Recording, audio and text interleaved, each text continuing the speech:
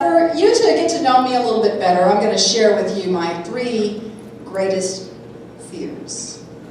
You might ask yourself, what am I afraid of? Everybody has fears, right? What are you afraid of? Well, my 3 greatest fears, and I'm going to share the first 2 with you, are snakes and horses. Now, snakes, I know some of you could relate with that. Snakes because years ago when I was a little girl, my cousins from Houston used to swim competitively at swim meets. One of them was pretty good. She went to the Olympic trials, and so in the butterfly. So it was fun to go watch them. They actually won medals and things. But one day we were at a natatorium in San Antonio, and we heard all this commotion going on in the back of the natatorium. So us kids ran back there to see what was going on.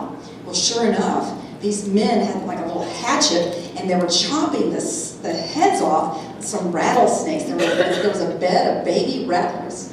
And it was at that point I thought, I don't like snakes. In fact, they're scary, and obviously we need to kill snakes if they're in our midst. But one day, like 2 years ago, I was looking out my kitchen window. We had some chicken wire out there, and I don't even remember why we had the chicken wire out.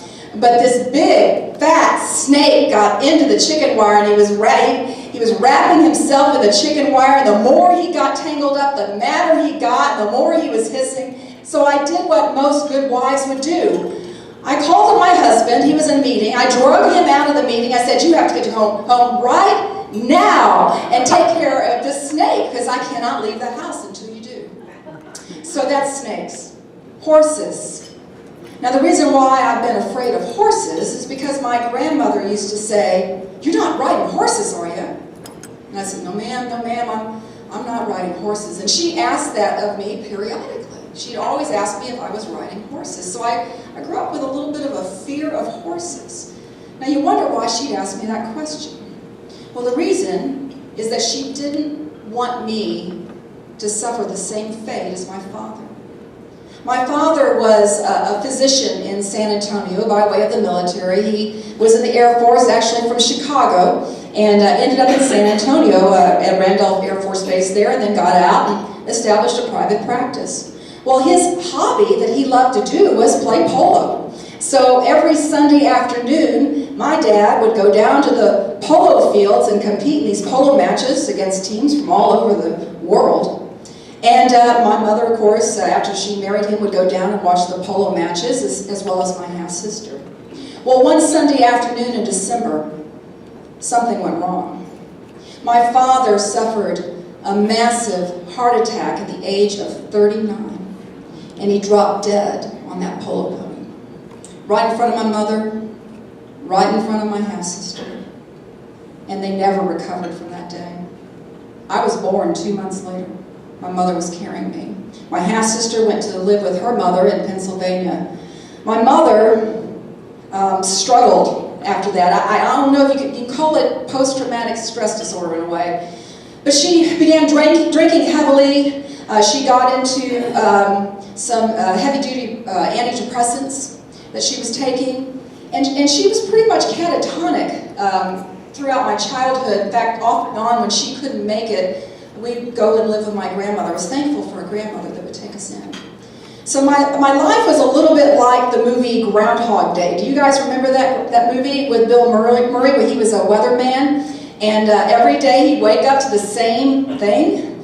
Well, that's the way my life was. Every day I'd go to school, and my mother would be sitting in the same chair, smoking the same cigarette, drinking the same drink. And when I'd come back, there she was, in the same chair, smoking the same cigarette, drinking the same drink. I remember days where the liquor store would deliver, and they would deliver a big old quart of vodka and 7-Up, and she proceeded to drink and to anesthetize her pain. So it was a difficult childhood. So I want to share with you my 3rd fear. My 3rd fear was, I feared being anything like my mother. And so I ran as much as I could. Even as a child, I would be outside playing with the kids as much as I could, because it was depressing inside my home. I felt unloved because my mother was incapable of really loving me the way a mom should love. I felt lonely. I was an only child. My half-sister had gone up to Pennsylvania, and so I was just alone in this big house, this threadbare big house, because my mom would sell off a lot of the furniture and things that we had to make money. And I was embarrassed, I've got to admit. I'm sorry to admit this, but I was very embarrassed by my mom. And in fact, we had a rickety old car, and I used to have her drop me off at the corner because I didn't want anybody. I was in a very wealthy school district like Highland Park, and I didn't want anybody to see our car. So these are the feelings that I had. So as soon as I could, I got out of the house. In high school, I was starting to go down the wrong road because I had no supervision at home. I started to drink at age 13. And so I was really going down a bad path.